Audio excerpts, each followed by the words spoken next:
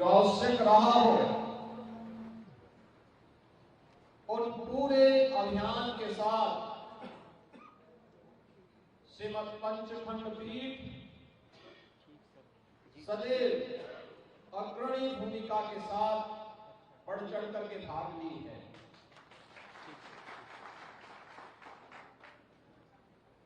भारत विभाजन के समय जब इस देश का दुर्भाग्यपूर्ण विभाजन हुआ था, उस विभाजन का विरोध करने के लिए भी इस देश के पूज्य संतों के नेतृत्व में जो आंदोलन चल रहा था, उसमें भी इस पीठ की भूमिका थी। पूज्य स्वामी महात्मा रामचंद्र वीर जी महाराज और पूज्य स्वामी आचार्य धर्मेंद्र जी महाराज उस आंदोलन में कूद पड़े थे। आजादी के उपरांत जब इस देश पर युद्ध थोपे गए, जब थोपे गए, देश के हित में कौन सा एक नागरिक के रूप में हमारा क्या दायित्व होना चाहिए, उस दायित्व का निर्वहन करने के लिए भी जन जागरूकता का जो अभियान पूज्य संतों के नेतृत्व में चल रहे थे, उस आंदोलन में भी श्रीमद पंचखंड पीठ बढ़ चढ़ करके भाग ले रही थी। 1966 का गोरक्षा आंदोलन कौन नहीं जानता है। उस आंदोलन में बढ़ चढ़ करके भाग लेने वाली यही परंपरा है। और तब गौशाला के नाम पर एक कृति भी स्वामी आचार्य धर्मेंद्र जी महाराज ने दी थी। गौशाला आज भी हम सबको न केवल साहित्यिक दृष्टि से बल्कि भारत की सनातन धर्म की गोरक्षा की परंपरा के साथ हम सबको जोड़ती है।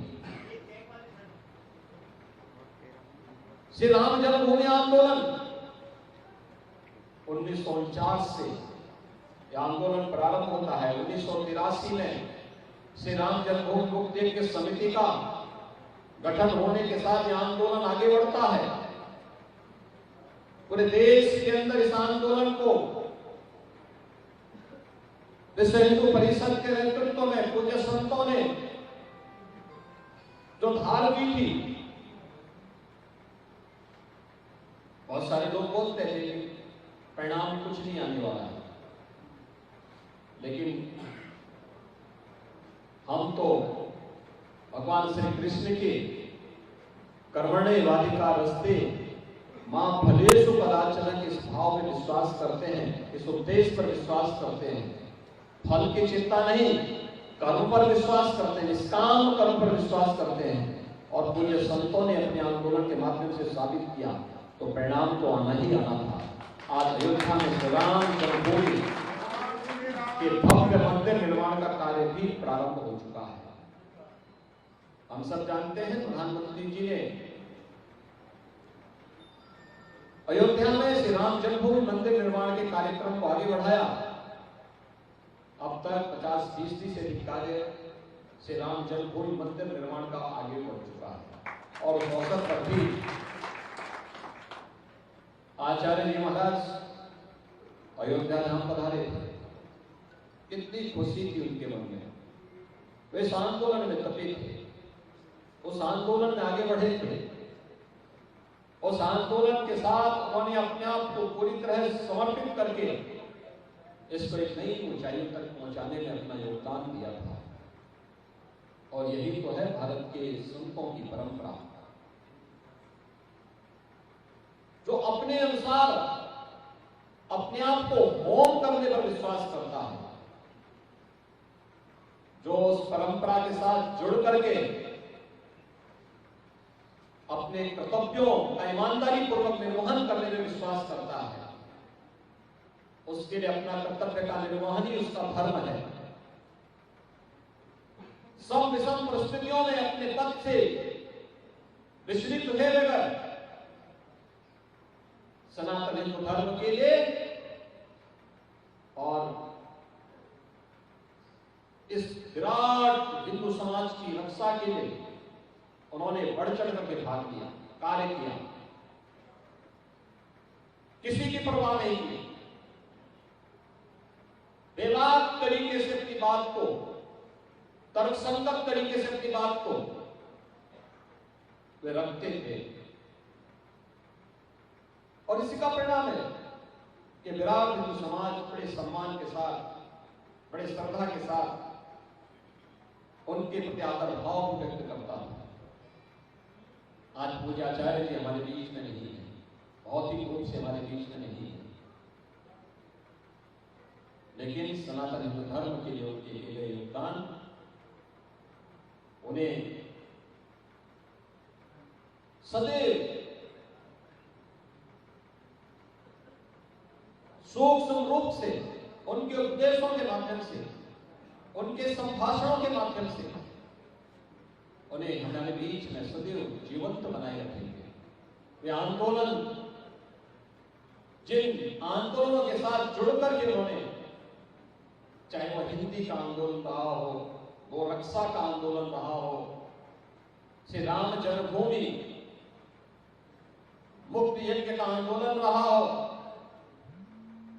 या राम सेतु की सुरक्षा का आंदोलन, कोई ऐसा सनातन हिंदू धर्म से जुड़े हुए मानदंड नहीं थे जिनके लिए उन्होंने अपना योगदान न किया हो। और गोरखपीठ से तो उनका संबंध 3 पीढ़ियों से था। लगातार जब भी गोरखपीठ से एक निमंत्रण मिलता था, आचार्य जी वहां पहुंचकर उस कार्यक्रम में भाग लेते थे, आते थे। कहीं भी आह्वान कर दिया, वे कार्यक्रम के साथ जुड़ करके एक अपनत्व का भाव उनके मन में सदैव झलकता था। आज के इस अवसर पर मैं आचार्य पूज्य स्वामी आचार्य धर्मेंद्र जी महाराज के श्री चरणों में नमन करते थे। उन्हें गोरखपीठ की ओर से भी और सकल सनातन हिंदू धर्म के उनके सभी शुभचिंतकों और अनुयायियों की ओर से भी नमन करते हुए मैं विनम्र श्रद्धांजलि अर्पित करता हूं। मुझे प्रसन्नता है कि आचार्य जी की इस परंपरा को आज यहां पर स्वामी सोमेंद्र जी महाराज के द्वारा निर्वहन करते हुए इस परंपरा को आगे बढ़ाने का कार्य किया गया है। और मैं विश्वास के साथ कह सकता हूं कि समर्थ गुरु रामदास की परंपरा के साथ जो तेज विगत 2 पीढ़ियों ने इस सनातन हिंदू धर्म के लिए दिखाते हुए जो कार्य किया है, उस अभियान को स्वामी सोमेंद्र जी महाराज आगे बढ़ाने का कार्य करेंगे। एक विराट परंपरा है तो विराट जिम्मेदारी भी है। सम विषम परिस्थितियों में अविचलित होते हुए हम इस कार्यक्रम को आगे बढ़ाएंगे। इसे एक पूरी जवाबदेही के साथ आगे बढ़ाने का यह उत्तरदायित्व आज स्वामी आचार्य धर्मेंद्र जी महाराज ने उनके कंधों पर सौंपा है।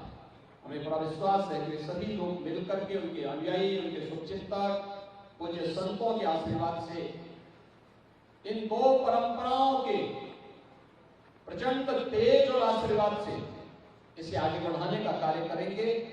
उनके प्रति और श्रीमद पंचखंड पीठ के प्रति हमारी पूरी सद्भावना है, पूरी शुभकामना है। इस विश्वास के साथ मैं आप सभी को, आज आप सभी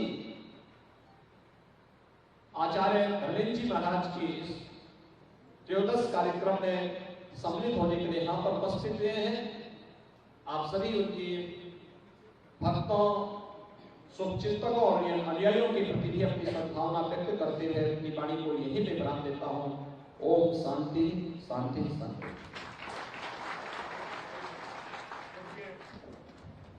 महाराज श्री का आशीर्वाद और मैं सभी हमारे मंचस्थ संतोष के चरणों में आग्रह करूंगा कि